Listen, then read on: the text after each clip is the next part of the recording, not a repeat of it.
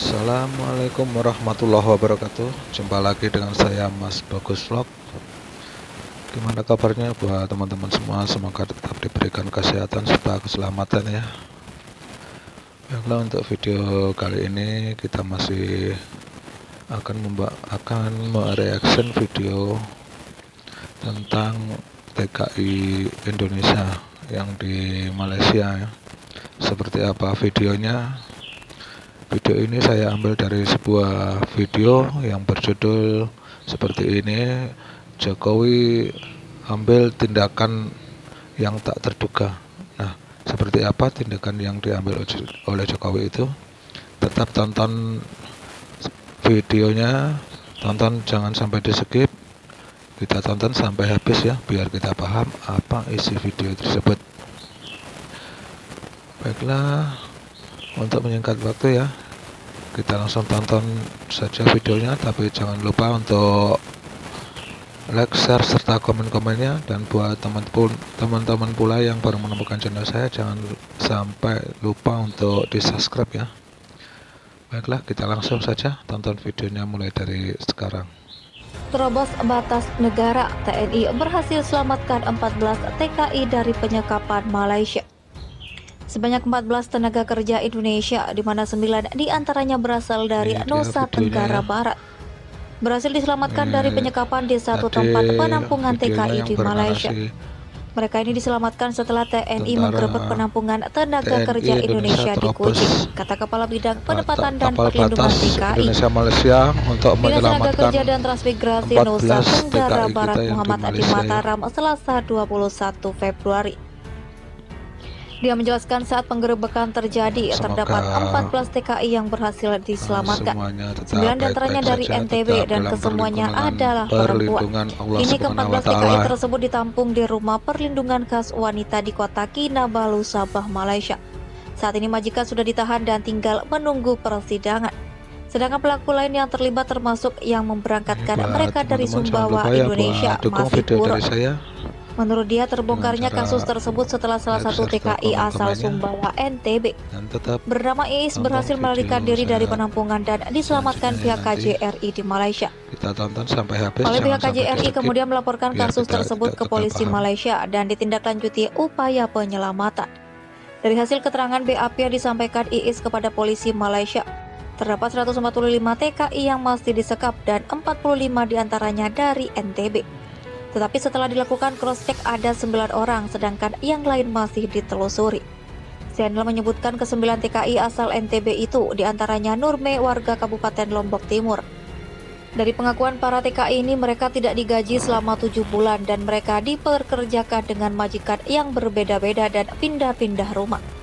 Jika sudah selesai bekerja, mereka dibawa menuju penampungan. Lebih lanjut, Zainal menuturkan para TKI ini pada awalnya dijanjikan bekerja ke Brunei Darussalam. Namun kenyataannya setelah semua dokumen lengkap mereka dibawa ke Pontianak, Kalimantan Barat. Kemudian dari Pontianak mereka diberangkatkan menuju Kuching, Malaysia secara ilegal. Jadi mereka ini diberangkatkan secara ilegal dan dibawa ke sejumlah penampungan. Saat penggerebekan pun diduga majikan lain sudah keburu kabur dan menyembunyikan TKI lainnya. Berdasarkan data KJRI di daerah Sarawak, Malaysia, jumlah TKI asal Indonesia sebanyak 400.000 lebih. 150.000 diantaranya merupakan TKI ilegal dan selebihnya 250.000 merupakan TKI ilegal.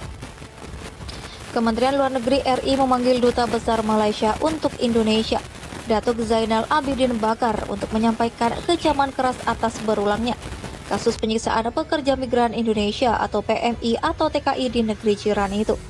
Kemlu telah memanggil Duta Besar Malaysia untuk Indonesia pada tanggal 27 bulan lalu, dikutip dari pernyataan resmi Kemenlu.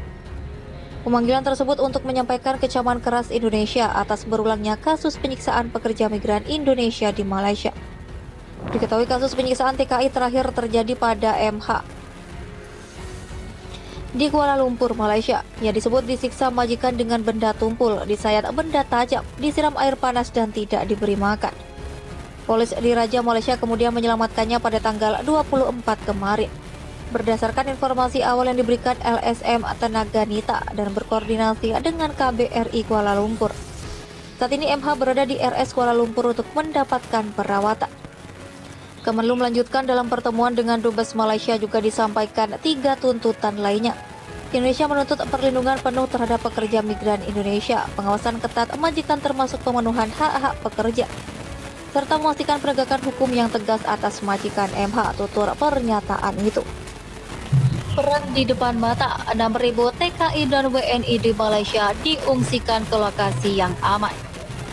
Indonesia siapkan serangan besar-besaran, namun sebelumnya sebanyak 6.000 TKI di perkebunan kelapa sawit di Malaysia dijemput paksa diungsikan menyusul konflik negara bagian tersebut dengan Filipina. Pemerintah melalui Konsulat Jenderal Republik Indonesia atau Konjen RI di Sabah, Malaysia, mengungsikan 6.000 orang tenaga kerja Indonesia yang bekerja di ladang kelapa sawit di Felda Sahabat Blok 17 di negara bagian utara Malaysia. Staf khusus Menteri Tenaga Kerja dan Transmigrasi Dita Indah Sari kepada VOA Senin menjelaskan tindakan ini dilakukan karena kondisi keamanan di Malaysia masih tak menentu setelah terjadinya kontak senjata antara Malaysia dan TNI. Dita memastikan hingga kini kondisi tenaga kerja Indonesia dalam kondisi selamat dan gaji mereka masih tetap dibayar oleh pihak perkebunan. Jadi kita koordinasi terus dengan Konsulat Jenderal RI di Malaysia dan kita memastikan upah para TKI yang mengungsi ini tetap dibayar walaupun mereka saat ini tidak bekerja karena sedang mengungsi. Dari pihak perkebunan kelapa sawit di Sabah juga setuju bahwa para TKI ini tetap dibayar upahnya.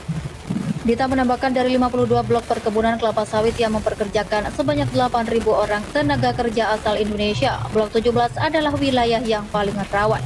Ia mengatakan Kementerian Tenaga Kerja dan Transmigrasi juga telah berkoordinasi dengan Komando Daerah Militer atau Kodam 5, dengan Komando Daerah Militer Kodam 6, karena mempunyai kewenangan menjaga wilayah utara Kalimantan Timur yang berbatasan langsung dengan negara bagian Sabah dan sebagian kecil Sarawak, termasuk di sebelah timur Laut Perairan Kalimantan Timur yang berlokasi tidak jauh dengan Laut Sulu dan batas Laut Filipina.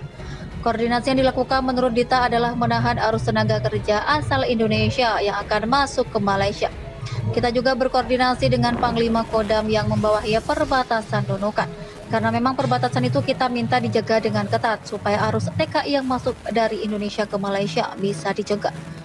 Jangan sampai dalam situasi begini orang kita masuk ke Malaysia. Jadi kita minta ke Pangdam agar menjaga ketat wilayah itu, khususnya jalan-jalan pintas yang sering menjadi jalur TKI ilegal ke Malaysia. Proses pengungsian para TKI ini menurut Dita adalah kerjasama antara pihak Konsulat Jenderal RI di Malaysia. Sementara itu, Wakil Ketua Komisi 1 Dewan Perwakilan Rakyat mengatakan pihaknya telah meminta kepada Kementerian Luar Negeri jika membutuhkan tambahan anggaran demi menyelamatkan para TKI di Sabah agar segera mendiskusikannya dengan Komisi 1. Panglima Komando Daerah Militer atau Pangdam 6 Mula Warman Majen TNI Subianto menegaskan perintah itu untuk memperketat penjagaan perbatasan Indonesia-Malaysia di Kalimantan Utara dimaksudkan untuk mencegah serangan balasan dari pihak militer Malaysia. Selaku Pangkops Kodam Mula Warman, saya memerintahkan prajurit yang bertugas di perbatasan untuk memperketat penjagaan, ujar Pangdam Mula Warman di Balikpapan Jumat dini hari. Perbatasan Indonesia-Malaysia di Kalimantan Utara merupakan salah satu jalan masuk. Para penyusup memanfaatkan jalur-jalur tersembunyi baik di pegunungan maupun di pesisir untuk melakukan serangan. Panglima menyebutkan saat ini sebanyak 900 personel TNI bertugas menjaga perbatasan Indonesia-Malaysia. Mereka berasal dari Batalion Infanteri 623 Bakti Wira Utama yang berbasis di Banjarbaru, Kalimantan Selatan. Para prajurit disebar ke sejumlah pos terluar dari mana mereka menggelar patroli. Disebutkan setidaknya ada tugas patroli patok perbatasan negara. Tugas patroli antara lain menemukan, menjaga, dan memelihara patok batas agar tidak hilang dan tidak bergeser. Nah, itu tadi videonya tentang saudara-saudara kita yang menjadi TKI di Malaysia ya. Semoga keadaan mereka dalam keadaan sehat walafiat, juga selamat dan bisa bekerja seperti biasa lagi. Ya, terima kasih buat semuanya. Selalu dukung video dari saya dengan cara like, share, serta komen-komennya. Aku tunggu video saya selanjutnya ya. Video apa yang akan saya reaksikan. Terima kasih. Saya akhiri. Assalamualaikum warahmatullahi wabarakatuh.